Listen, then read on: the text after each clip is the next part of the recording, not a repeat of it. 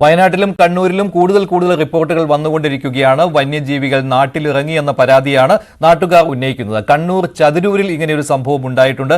നീലായിലാണ് വന്യമൃഗാക്രമണം ഉണ്ടായത്. വന്യജീവി നായയെ പിടികൂടിയതായാണ് സംശയം. കടുവയാണെന്നും സംശയിക്കുന്നുണ്ട് നാട്ടുകാർ. ചുണ്ടൻതടത്തിൽ ബിനോയിയുടെ വളർത്തുനായയെയാണ് കാണാതായത്. പ്രദേശത്ത് കടുവയുടെ സാന്നിധ്യം ഉണ്ടെന്ന് നാട്ടുകാർ പറയുന്നു. വനംവകുപ്പ് പക്ഷേ സ്ഥിരീകരിച്ചിട്ടില്ല. വയനാട്ടിലും പഞ്ചാരക്കൊല്ലിക്ക് പിന്നാലെ കടുവാപ്പേടിയിലാണ്. മാനന്തവാടി കുറുക്കൻമൂല കാവേരിപ്പോയിൽ ഇന്നലെ രാത്രി വീടിന് സമീപം കടുവയെ കണ്ടതായി നാട്ടുകാർ പറയുന്നുണ്ട്. ലക്ഷ്മി എന്ന സ്ത്രീയുടെ വീട്ടിലെ വളർത്തുനായയെ കടിച്ചെടുത്ത് കടുവ കാട്ടിലേക്ക് മറഞ്ഞെന്നാണ് നാട്ടുകാർ പറയുന്നത്. പഞ്ചാരക്കൊല്ലിയിൽ ഭീതി വിതച്ച കടുവയെ പിടികൂടി ഒരു ദിവസം കഴിയുമ്പോഴാണ് വീണ്ടും കടുവ ഇറങ്ങിയെന്നുള്ള വിവരങ്ങൾ തന്നെ പുറത്തു വന്നിരിക്കുന്നത്. കുറുക്കൻമൂല കാട്ടുകുളത്തിനടുത്തുള്ള കുറുക്കൻമൂലയിൽ കാവേരിപ്പോയിൽ എന്ന സ്ഥലത്താണ് ഇപ്പോൾ കടുവയുടെ സാന്നിധ്യം ഉണ്ട് എന്ന് പറയുന്നത്. പെണ്ണുങ്ങൾ ടോർച്ച് എടുത്ത് ഇവിടെ വന്ന് നോക്കുമ്പോൾ സംഭവം ഇവിടുന്ന് കണ്ടായിരുന്നു. അപ്പൊ എന്നോട് പറഞ്ഞു ഓടി വരിക ഇത് കടുവന്ന് പറഞ്ഞു. എവിടെയെന്ന് പറഞ്ഞ് ഞാൻ അവിടെ എത്തുമ്പോൾ എനിക്ക് ഈ കടുവിന്റെ ഈ പുറകുഭാഗം മാത്രമേ എനിക്ക് കാണാൻ പറ്റില്ല. അന്നേരം ഈ ഇല്ലിന്റെ ഇങ്ങോട്ട് കയറിപ്പോയി. കടുവ തന്നെയാണ് നിങ്ങൾ കണ്ടു? കടുവ തന്നെ.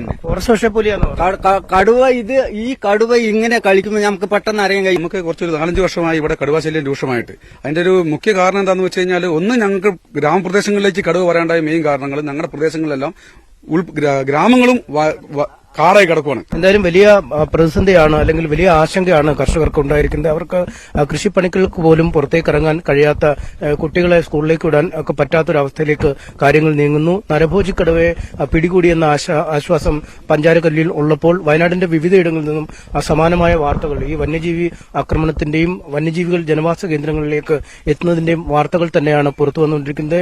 ജനകീയ തെരച്ചിലടക്കം നടത്തി ഇത്തരം വന്യജീവികളെ കണ്ടെത്തുന്നതിനുള്ള പരിശോധന കർശനമാക്കുമെന്ന് സർക്കാർ പറയുന്നു. പക്ഷേ ഇത്തരം പ്രഖ്യാപനങ്ങൾ ആവർത്തിക്കുമ്പോഴും നിർബാധം ജനവാസ മേഖലകളിലേക്ക് വന്യജീവികൾ എത്തിക്കൊണ്ടിരിക്കുന്ന കാഴ്ചകൾ തന്നെയാണ് കാണാൻ കഴിയുന്നത്.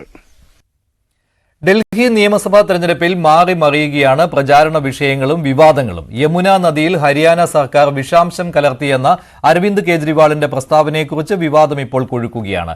കെജ്രിവാളിനെതിരെ മാനനഷ്ട കേസ് ഫയൽ ചെയ്യുമെന്ന് ഹരിയാന മുഖ്യമന്ത്രി നായബ് സിംഗ് സെയ്നി പറഞ്ഞിട്ടുണ്ട്. കെജ്രിവാളിന്റെ വാദം ഡൽഹി ജൽബോർഡ് സിഇഒയും തള്ളിക്കളഞ്ഞിട്ടുണ്ട്. കൂടുതൽ വിവരങ്ങളുമായി ഡൽഹിയിൽ നിന്ന് ER രാഗേഷ് ചേരുകയാണ്. രാഗേഷ്, എല്ലാ പാർട്ടികളും പല തരത്തിലുള്ള വാഗ്ദാനങ്ങൾ നൽകുന്നുണ്ട്. അത് വലിയ ചർച്ചാ വിഷയമായിരുന്നു. പക്ഷേ ഇപ്പോൾ കേജ്രിവാളിന്റെ ഈ പരാമർശം വലിയ രീതിയിൽ ചർച്ചയാവുകയാണല്ലോ. എന്താണ് ഡൽഹിയിലെ പ്രചാരണ ചൂടിൽ ഇപ്പോൾ കാണാൻ കഴിയുന്ന പ്രധാനപ്പെട്ട കാര്യങ്ങൾ?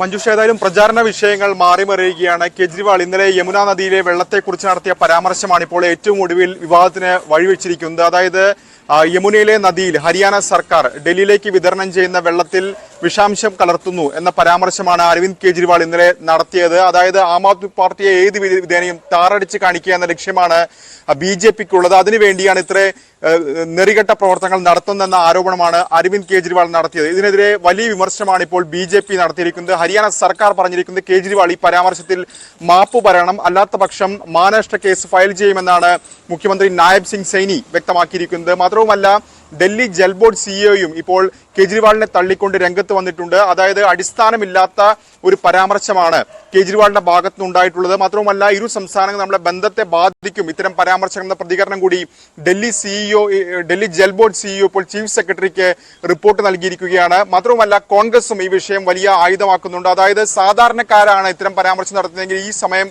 അഴിക്കുള്ളായനെ എന്തുകൊണ്ട് കേജ്രിവാളിനെ അറസ്റ്റ് ചെയ്യുന്നില്ല എന്ന ചോദ്യമാണ് ഇപ്പോൾ കോൺഗ്രസ് നേതാവ് സന്ദീപ് ദീക്ഷിത് ചോദിക്കുന്നത്. ഏതായാലും വലിയ വിമർശനം കേജ്രിവാളിനെതിരെ ഉയരുന്നുണ്ട്. കേജ്രിവാൾ എന്താണ് ഈ വിഷാംശം എന്ന് പറയുന്നതുകൊണ്ട് എന്താണെന്ന് അർത്ഥമാക്കണമെന്ന ആവശ്യവും പല കോണുകളിൽ നിന്ന് ഉയരുന്നുണ്ട്. ഏതായാലും ഇപ്പോൾ ലഭിക്കുന്ന സൂചന അനുസരിച്ച് അമോണിയ ആണ് എന്നാണ് കേജ്രിവാൾ പറയുന്നത് എന്ന സൂചനയാണ് ലഭിക്കുന്നത്. പക്ഷേ ഒരു പ്രതികരണത്തിലേക്ക്, ഒരു വിശദീകരണത്തിലേക്ക് അരവിന്ദ് കെജ്രിവാൾ ഇതുവരെ വന്നിട്ടില്ല. ഏതായാലും പ്രചാരണം അവസാന നിമിഷത്തിലേക്ക് കടക്കുമ്പോൾ യമുന നദിയിലെ മലിനീകരണം അടക്കം വലിയ തോതിൽ ചർച്ചയാവുകയാണ്. ഇപ്പോൾ കേജ്രിവാളിന്റെ പരാമർശം അതിന് കൂടുതൽ വഴിവെച്ചിരിക്കുകയും ചെയ്തിരിക്കുന്നു. ER രാഗേഷാണ് ഡൽഹിയിൽ നിന്ന് വിവരങ്ങൾ നൽകിയത്. അമേരിക്കയെ വിറപ്പിച്ച് Chinese AI chatbot deep seek ആപ്പിളിന്റെ ഐഫോൺ സ്റ്റോറിൽ ചുരുങ്ങിയ സമയത്തിനുള്ളിൽ ഏറ്റവും അധികം ഡൗൺലോഡ് ചെയ്യുന്ന സൗജന്യ ആപ്ലിക്കേഷനായി ഡീപ് സീക്ക് AI അസിസ്റ്റ് മാറിയിരിക്കുകയാണ്. ചാറ്റ് GPTക്കും ജെമിനിക്കും വെല്ലുവിളി ഉയർത്തുന്നതിനൊപ്പം ഓഹരി വിപണികളെ ഇളക്കി മറിച്ചാണ് ഡീപ് സീക്കിന്റെ കുതിപ്പ്. ഡീപ് സീക്ക് അമേരിക്കൻ IT മേഖലയ്ക്ക് മുന്നറിയിപ്പെന്നാണ് പ്രസിഡന്റ് ഡൊണാൾഡ് ട്രംപിന്റെ പ്രതികരണം. ആർട്ടിഫിഷ്യൽ ഇന്റലിജൻസിൽ അമേരിക്കൻ ആധിപത്യം ചൈന തകർക്കുമോ? ലോകമാകെ ഇപ്പോൾ ചർച്ച ഇതാണ്. ചുരുങ്ങിയ സമയത്തിനുള്ളിൽ തരംഗമായ ചൈനയുടെ AI സ്റ്റാർട്ടപ്പ് ഡീപ് സീക്കാണ് ഇപ്പോൾ ആഗോള സംസാര വിഷയം. ഒറ്റ ദിവസം കൊണ്ട് ആപ്പിളിന്റെ ഐഫോൺ സ്റ്റോറിൽ നമ്പർ 1. കഴിഞ്ഞ ദിവസം ആപ്പിളിന്റെ ഐഫോൺ സ്റ്റോറിൽ ഏറ്റവും കൂടുതൽ പേർ ഡൗൺലോഡ് ചെയ്ത സൗജന്യ ആപ്ലിക്കേഷനായി ഡീപ് സീക്കിന്റെ artificial intelligence assistant. Chat GPT, Gemini, closed AI എന്നിവയെല്ലാം ഡീപ് സീക്ക് കടത്തിവെട്ടി. നിരവധി സവിശേഷതകളുമുണ്ട് ചൈനയുടെ ഡീപ് സീക്കിന്. Unlimited usage, open source, cost efficient ഇവയാണ് എല്ലാവരെയും ആകർഷിക്കുന്നത്. US ആസ്ഥാനമായുള്ള എൻവിഡിയ എന്ന AI ചിപ്പ് കമ്പനിയെയാണ് ഡീപ് സീക്കിന്റെ വരവ് ഏറ്റവും മോശമായി ബാധിച്ചത്. കമ്പനിയുടെ ഓഹരി മൂല്യം കൂപ്പുകുത്തി. മെറ്റ, മൈക്രോസോഫ്റ്റ് തുടങ്ങിയവയിൽ നിക്ഷേപം നടത്തിയ കമ്പനികളും ഇപ്പോൾ ആശങ്കയിലാണ്. അമേരിക്കൻ IT മേഖലയ്ക്കുള്ള വേക്കപ്പ് കോളാണ് ഡീപ് സീക്ക് എന്നാണ് പ്രസിഡന്റ് ഡൊണാൾഡ് ട്രംപിന്റെ പ്രതികരണം. ലിയാങ് വെൻഫെങ്, ഇലക്ട്രോണിക് എഞ്ചിനീയറിംഗ് ബിരുദധാരിയായ ഈ 40-കാരൻ ഡീപ് സീക്കിലൂടെ സൃഷ്ടിച്ച വിപ്ലവത്തിൽ അമ്പരന്നിരിക്കുകയാണ് സിലിക്കൺ വാലി. എന്തിനും ഉത്തരമുള്ള ഡീപ് സീക്ക് AI അസിസ്റ്റന്റ് ചില ചോദ്യങ്ങൾക്ക് പക്ഷേ കൈമലർത്തും. ടിയാനൻമെൻ സ്ക്വയറിൽ 1989 എന്ത് സംഭവിച്ചു എന്ന് ചോദിച്ചാൽ ചൈനയുടെ ഡീപ് സീക്കിന് മറുപടിയില്ല. ഇതിലടക്കം ഡീപ് സീക്കിനെതിരെ സൈബർ ആക്രമണവും ഇപ്പോൾ ശക്തമാണ്. News desk, news 18. Nayanthara Dhanush documentary വിവാദത്തിൽ നെറ്റ്ഫ്ലിക്സ് ഇന്ത്യയ്ക്ക് മദ്രാസ് ഹൈക്കോടതിയിൽ തിരിച്ചടി. നയൻതാരയ്ക്കെതിരെ ധനുഷ് നൽകിയ പകർപ്പവകാശ കേസ് റദ്ദാക്കണമെന്ന നെറ്റ്ഫ്ലിക്സ് ഇന്ത്യയുടെ തടസ്സഹർജി മദ്രാസ് ഹൈക്കോടതി തള്ളി. ധനുഷിന്റെ ഹർജി ഫെബ്രുവരി 5 പരിഗണിക്കുമെന്നും ജസ്റ്റിസ് അബ്ദുൽ ഖുദോസ് വ്യക്തമാക്കി. അനുമതിയില്ലാതെ നാനും റൌഡി താൻ എന്ന ചിത്രത്തിന്റെ അണിയറ ദൃശ്യങ്ങൾ ഡോക്യുമെന്ററിയിൽ ഉപയോഗിച്ചതിനെതിരായ ഹർജിയാണ് ബുധനാഴ്ച പരിഗണിക്കുക.